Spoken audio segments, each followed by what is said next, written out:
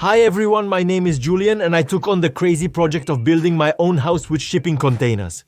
Importantly, film each construction step for tutorials to assist with your projects. And I made sure these tutorials are accessible for beginners, but also interesting for professionals. After 18 months of work, I finally live in my house and the work is almost finished. And above all, we made 28 videos on this project, so I'm pretty happy.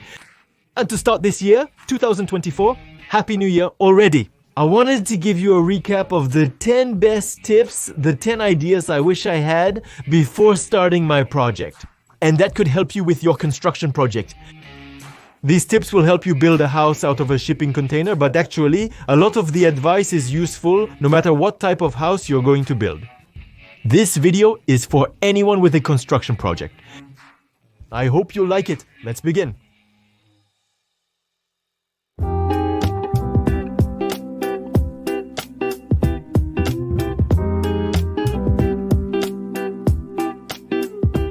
The first thing to do when you start a construction project is to make the plans for your house. This will give you a precise base to refer to throughout the construction, whether it's done by professionals or you're doing everything yourself. If you go through an architect, he will be the one to make the plans and especially to submit your building permit. But I still advise you to make your own plans as well.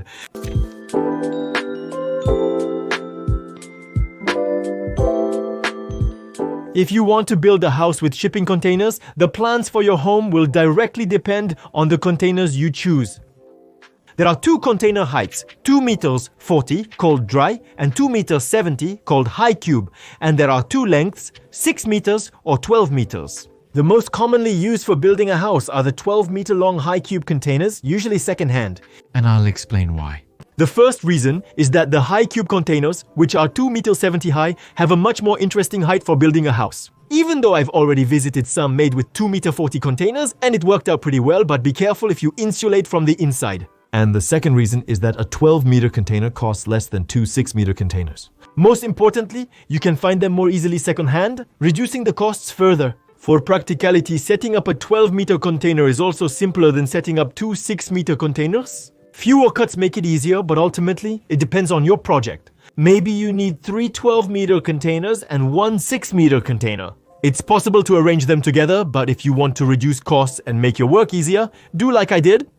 Take used 12-meter I-cube containers and make a simple shape. For me, it's a rectangle 10 meters by 12 meters. And we really recommend that you choose used shipping containers, because it gives a second life to products that have traveled for 15 years on the oceans aboard container ships. I love container ships and would love to drive one. I'm currently working on getting my boating license, but it's taking some time.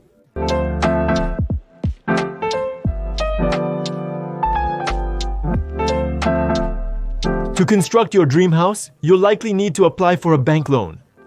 How is it going to work? The bank will ask you for quotes to justify the amount you're requesting, and then it will ask you for invoices to actually release the money.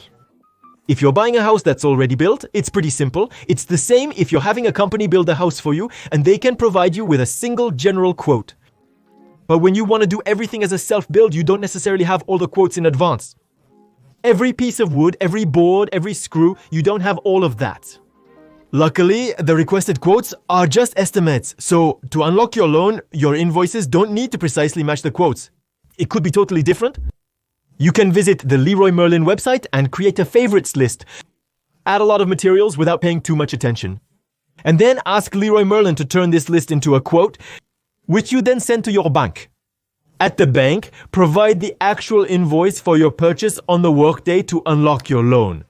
I still advise you to make your estimates fairly seriously so that you yourself have a better idea of how much your house will cost. But in any case, this trick helps you save time when you go to apply for a loan.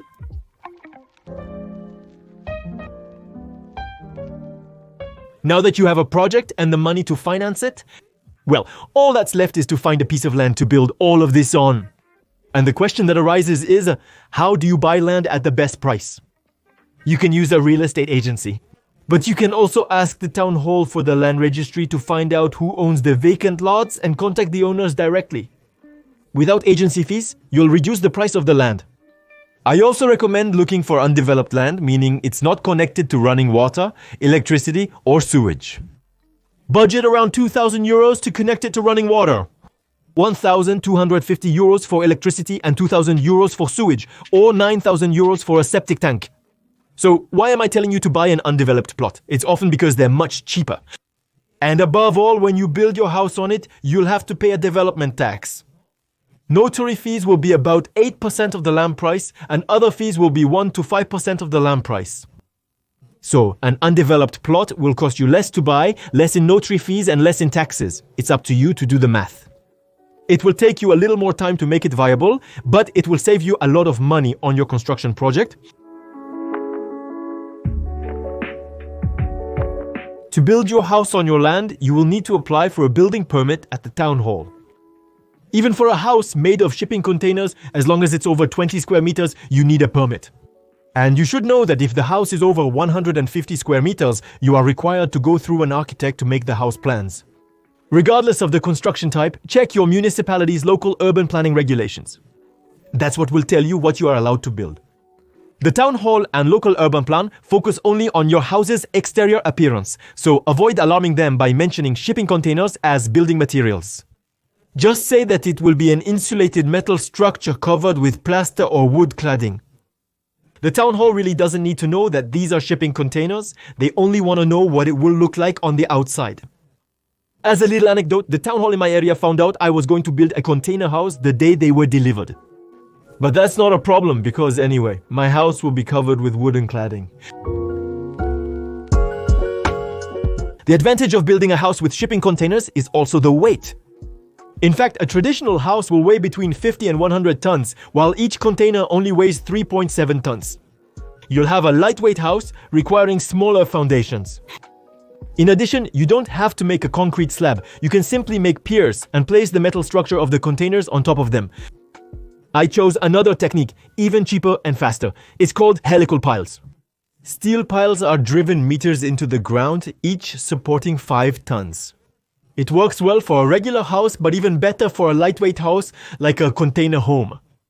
The advantage of these piles is that they are screwed into the ground in just a few minutes and they cost less than concrete foundations made by professionals. The lifespan of these piles is about 100 years, so that's not a problem. And for 20 piles, it cost me 10,000 euros, which is about half the price of the quotes I received for concrete foundations.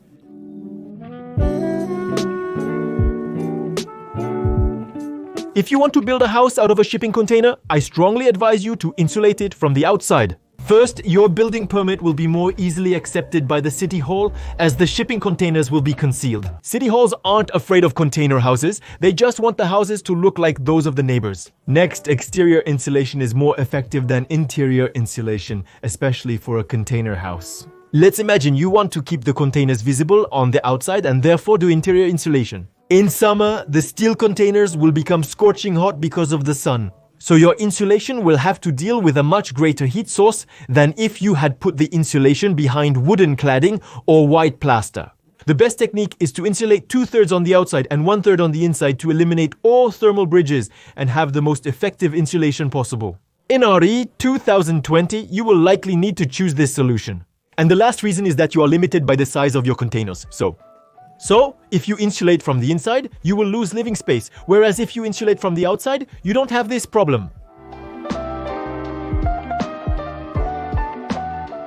City halls don't really like flat roofs, often for aesthetic reasons, and will deny you your building permit if you don't have a sloped roof. But there's a trick that can force your city hall to accept your flat roof, and that's simply to make it a green roof. Since 2010 and the Grenelle II law, the Urban Planning Code prohibits banning the installation of systems that promote the retention of rainwater.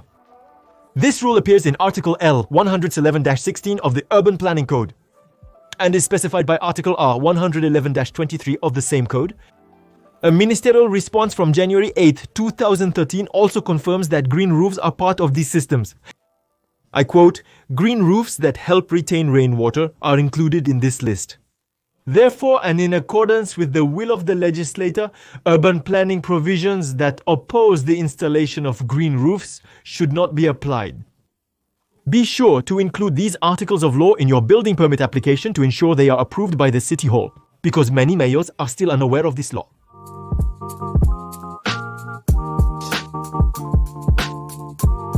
And now a truly capitalist tip to help you with building your house. Buy all your materials in advance, and at the same time, this will allow you to place a larger order with your supplier and therefore negotiate prices more easily. Few people know this, but you have some room for negotiation.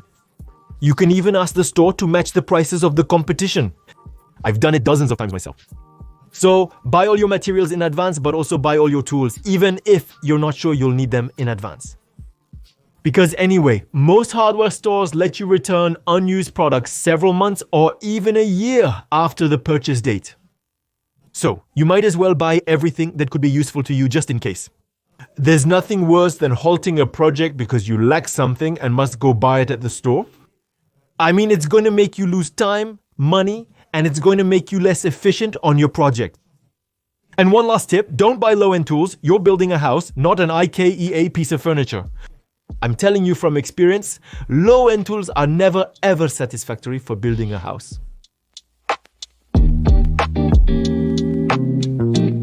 And the last and most important tip, always think about long-term savings.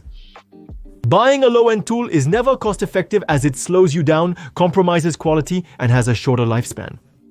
It's never cost-effective to buy less efficient and therefore cheaper insulation materials, because you'll end up using more energy to heat your house in the long run.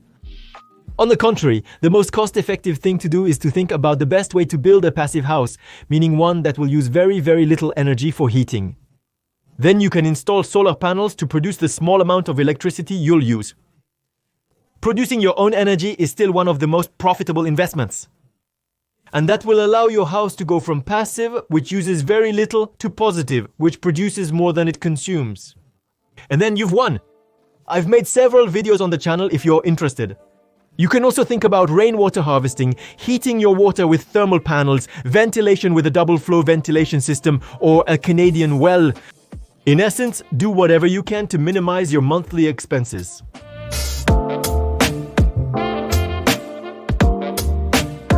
So, I really wanted to make this short video to bring together about 10 tips that I found very important, things I've already mentioned here and there. But I thought it was important to put everything together in a proper video that you can share with anyone who has construction projects, whether it's with containers or other types of construction. Ultimately, my statements were quite broad. I hope this was useful for you, that at least one of these 10 tips helped you modify or improve your construction projects. By the way, let me know in the comments which tip was the most useful for you. Do you have any interesting construction projects? Feel free to send us an email as well, especially if your construction project is really interesting. We'll come and do a report at your place. There you go. You have all the information in the description. Thanks to them and you for watching until the end. See you soon on this channel. This was Julian. Subscribe, it's crucial. Until next time.